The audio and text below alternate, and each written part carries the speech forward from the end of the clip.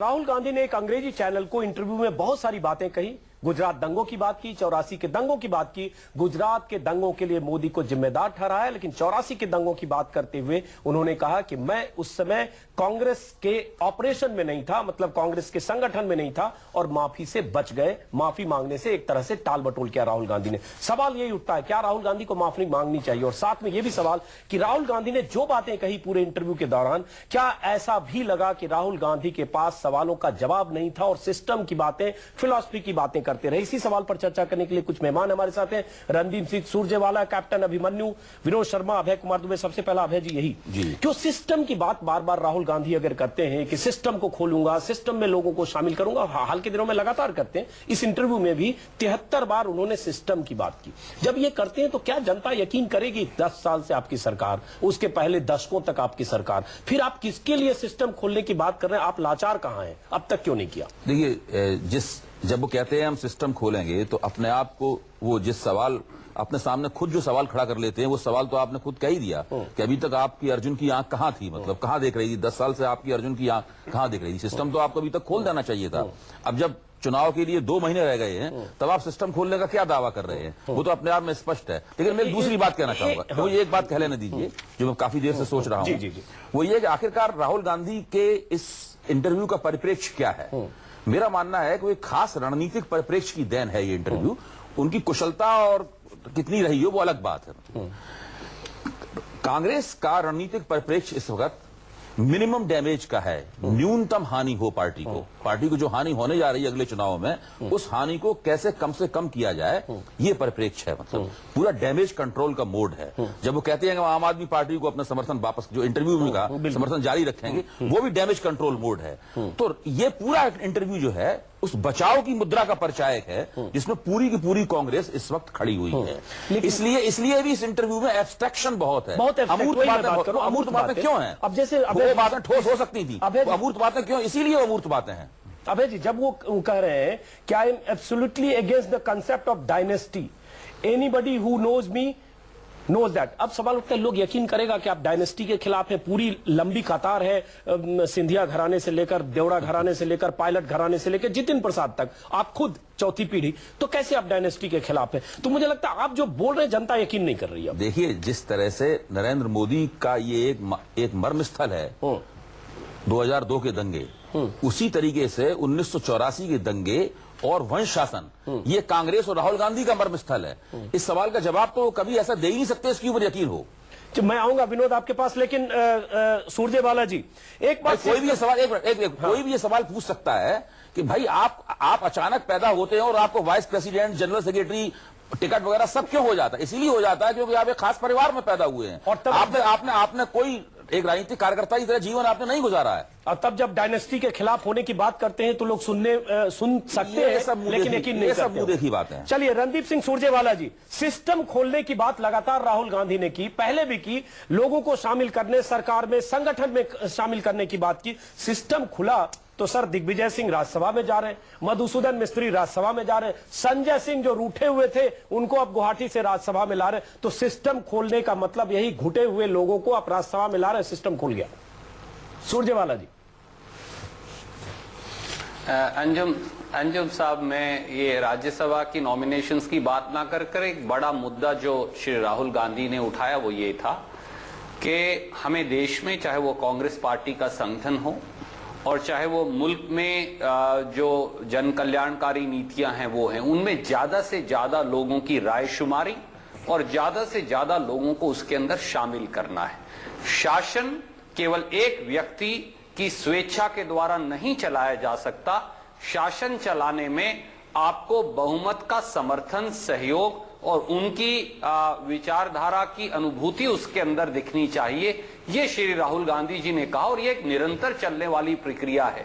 जब हम महात्मा गांधी नरेगा की बात करते हैं, जिससे लगभग 1200 करोड़ दिन रोजगार पैदा हुआ, या राइट टू फूड की बात करते हैं, भोजन के अधिकार की, या शिक्षा के अधिकार की बात करते हैं, तो सिस्टम में बहुत सारे लोगों को शामिल करके उनको सिस्टम का एक हिस्सा बनाना है और ये एक निरंतर सही है सुरजेवाला जी, जब आप ये सब बात करते हैं बहुत अच्छा लगता है। और उसके साथ जब उसके साथ सुरजेवाला जी जब आरटीआई की बात बार बार करते हैं, जब आप लोकपाल की बात करते हैं और खासतौर से हाल के दिनों में संसद में जो 6 विधेयक पेंडिंग है, सिटीजन चार्टर और बाकी, उसकी बात करते हैं, अच्छा लगता है। लेकिन सवाल उठता है जब भ्रष्टाचार की बात करने से बचते हैं, महंगाई पर जब आपके पास जवाब नहीं होता है, देश में जो बदहाली है उस पर जवाब नहीं होता है, तब लोग आपकी बातों पर यकीन नहीं करते। आपके पास आऊंगा विनोद शर्मा, सवाल उठता है सिस्टम खोलने की बात, चूंकि सिस्टम खोलने की बात राहुल गांधी बहुत करते हैं और एक बार उन्होंने यह भी कहा कि यूपी में लाखों दलित नेता चाहिए।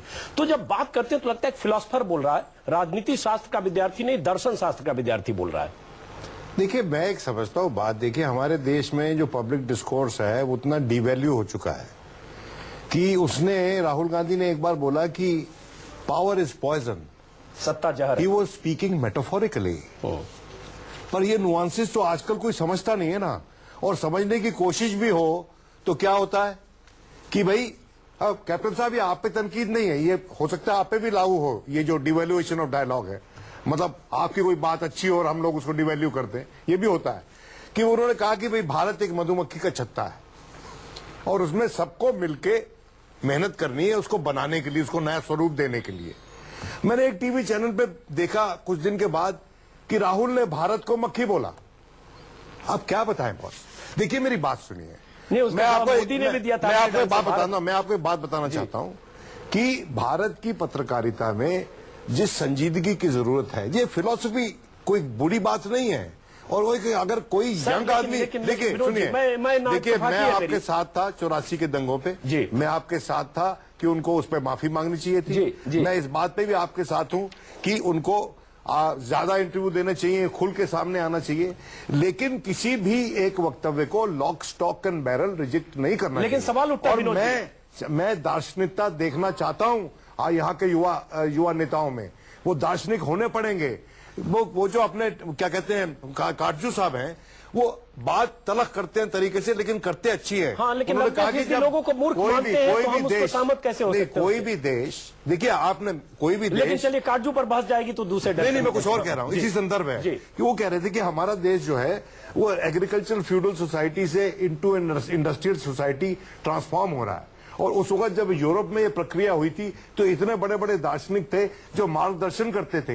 अरे आजकल जनता का कोई मार्गदर्शन हो ही नहीं रहा है। चलिए विनोद जी, कम से कम नेता तो नहीं कर रहे हैं। विनोद जी जवाब लेते हैं। विनोद जी, लेकिन पहले आपसे ये सहमत नहीं है हम लोगों से, हम लोग इनकी फिलॉसफी नहीं समझ पा रहे राहुल गांधी की।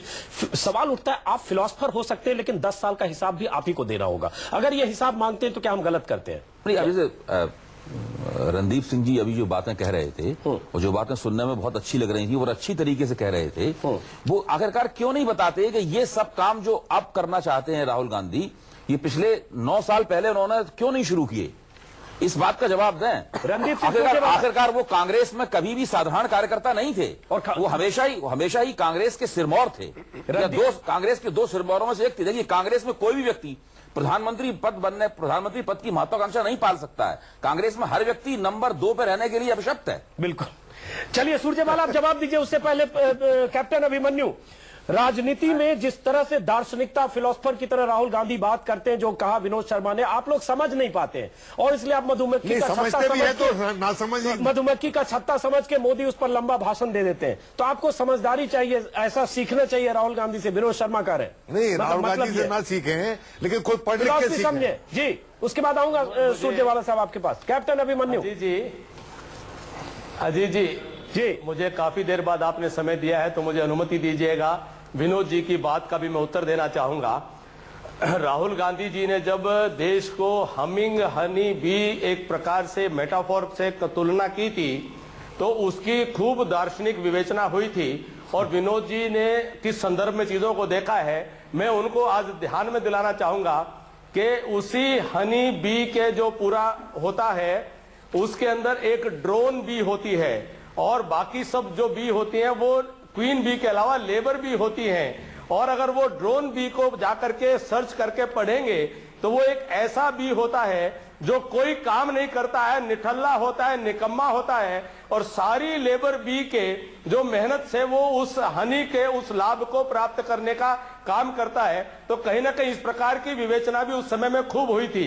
लेकिन अभी मैं केवल अगर बात कहूं जी। कि राहुल गांधी जी ने कहा और कि सिस्टम को खोलना है, ये कौन सा सिस्टम है जो कांग्रेस पार्टी ने, उनकी सरकारों ने इस देश को 67 साल में से 60 साल राज करते हुए दिया है और 10 साल से उस सिस्टम के मुखिया बनकर के वो बैठे हैं कि भारत के प्रधानमंत्री और उनकी पूरी कैबिनेट के निर्णय को वो कागज आकर के फाड़ करके फेंक देते हैं तो पूरा सिस्टम उनके सामने नतमस्तक हो जाता है।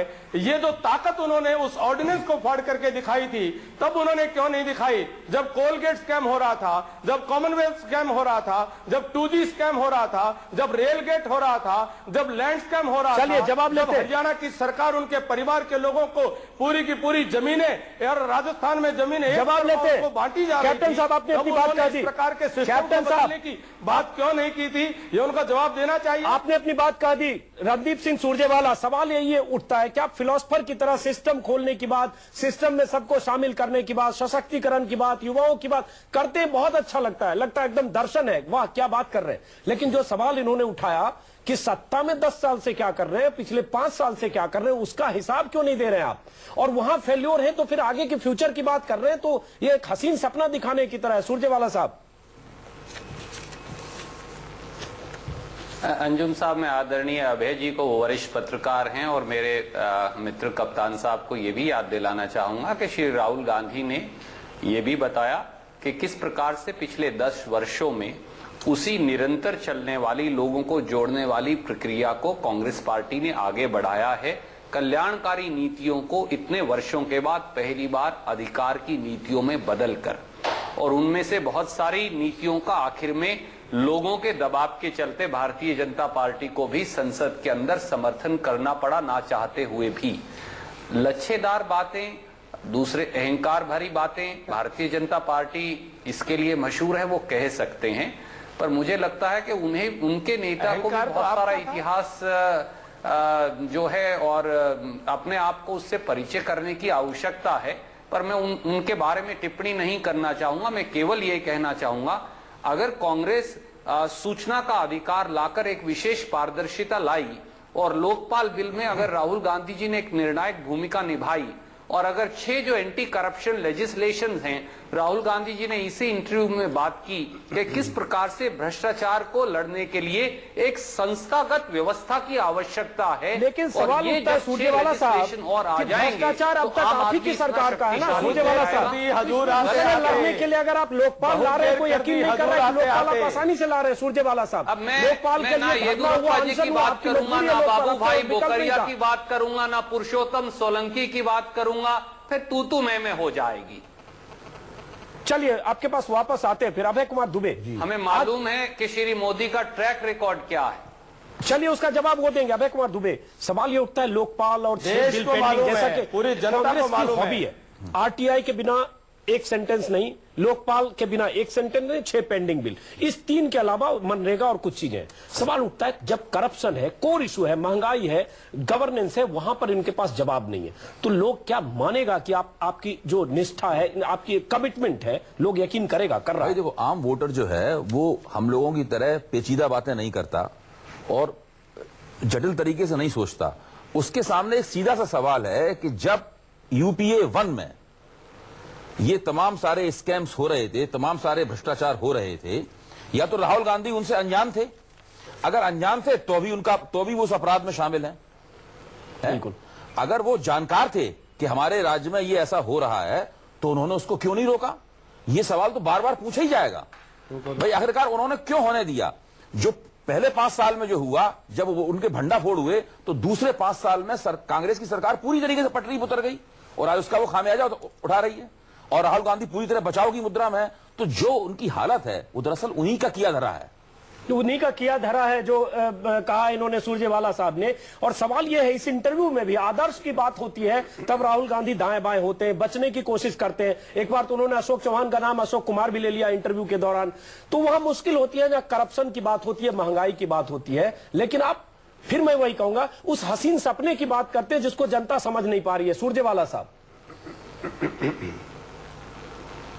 देखिए, मैं 3 बातें केवल कहना चाहूंगा। लेकिन नंबर उसमें एक, आरटीआई, क्या ये लोकपाल और सच 6 नहीं पेंडिंग कि बिल छोड़ के पिछले 10 कहिएगा। साल में हमारी अर्थव्यवस्था 8.2% पर बढ़ी है? क्या ये सच नहीं कि 308% जो है हमारा जीडीपी जो है उसके अंदर कुल ग्रोथ हुआ है? क्या ये सच नहीं कि गांव से लेकर शहर तक आम साधारण व्यक्ति के अंदर के हाथ में और ज्यादा आय आई है?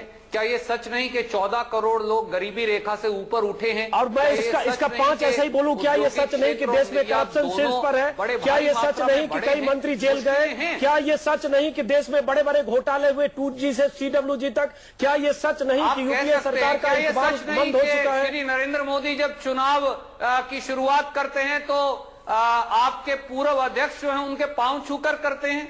क्या यह सच नहीं कि आप येदुरप्पा को वापस ले आए हैं?